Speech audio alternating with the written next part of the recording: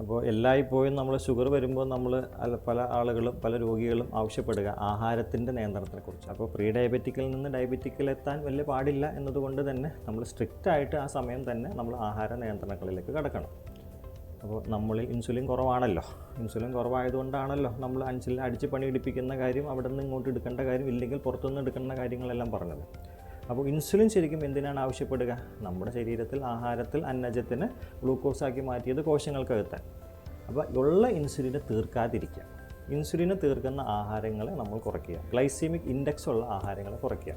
നമ്മൾ അന്നജം കഴിക്കുന്നു, ചോറ് കഴിക്കുന്നു, കിഴങ്ങ് വർഗ്ഗങ്ങൾ കഴിക്കുന്നു, ബേക്കറി കഴിക്കുന്നു, മധുരമുള്ള സാധനങ്ങൾ കഴിക്കുന്നു. ഈ സാധനങ്ങളിലുള്ള അന്നജം, കാർബോഹൈഡ്രേറ്റ് ശരീരം ഗ്ലൂക്കോസാക്കി മാറ്റിയാൽ ഈ ഗ്ലൂക്കോസിന് കോശങ്ങളിലേക്ക് അകത്ത് കയറ്റാൻ ഇൻസുലിൻ വേണം. നമ്മുടെ കയ്യിൽ ഇൻസുലിൻ ഇല്ല. അപ്പോൾ എന്ത് ചെയ്യുക? ഉള്ള ഇൻസുലിനെ തീർക്കാതിരിക്കുക. ഇൻസുലിനെ തീർക്കുന്ന ആഹാരങ്ങളെ കുറയ്ക്കുക. അരി കുറയ്ക്കുക, മധുരം കുറയ്ക്കുക, ബേക്കറി കുറയ്ക്കുക, കിഴങ്ങ് വർഗ്ഗങ്ങൾ കുറയ്ക്കുക. പലപ്പോഴും ആളുകൾ ആഹാരം കഴിക്കാതെ ഒന്നും കഴിക്കാതിരിക്കുന്നവരുണ്ട്. അത് ശരിക്കും മണ്ടത്തരമല്ലേ? നമ്മളിൽ ഉള്ള ഇൻസുലിന് ആവശ്യമുള്ള ആഹാരങ്ങളെ കുറയ്ക്കുക. ഇറച്ചി കഴിക്കാം, പാല് കഴിക്കാം, മുട്ട കഴിക്കാം, മീൻ കഴിക്കാം, പച്ചക്കറികളിൽ കിഴങ്ങുകൾ ഒഴിച്ച് സാധനങ്ങൾ കഴിക്കാം, ബേക്കറി സാധനങ്ങൾ കുറയ്ക്കുക, ലഡു ജിലേബി പോലുള്ള സാധനങ്ങൾ കുറയ്ക്കുക, പഴവർഗ്ഗങ്ങൾ കഴിക്കാം. പഴവർഗ്ഗങ്ങളിൽ തന്നെ ഗ്ലൈസീമിക് ഇൻഡെക്സ് ഉള്ള ആഹാരങ്ങൾ കുറയ്ക്കുക.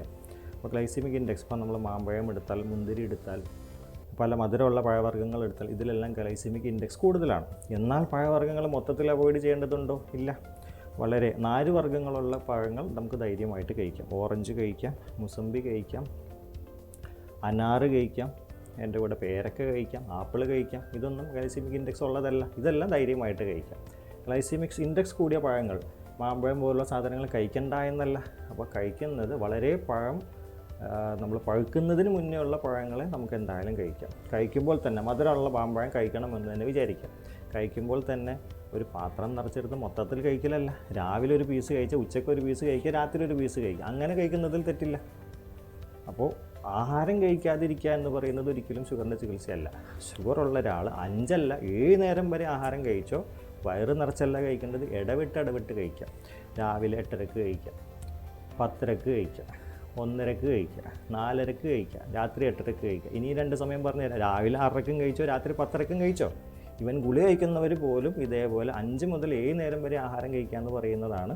ഓരോ വട്ടം വയറ് നിറച്ച് കഴിക്കുക എന്നുള്ളതല്ല, ഇടവിട്ട് കഴിക്കാൻ ശ്രദ്ധിക്കുക. അങ്ങനെ വരുമ്പോൾ ഗുളിക കഴിക്കുമ്പോഴുള്ള ഗുണം എന്താ? ഷുഗറുള്ള ഒരാൾ ഗുളിക കഴിക്കുമ്പോൾ ആഹാരങ്ങൾ തമ്മിൽ ഗ്യാപ്പ് വന്നാൽ ചിലപ്പോൾ ഷുഗർ കുറഞ്ഞു പോകാനും സാധ്യതയുണ്ട്. ഓരോ വട്ടം വയറ് നിറച്ച് കഴിക്കാതെ ഇടവിട്ട് കഴിക്കുക.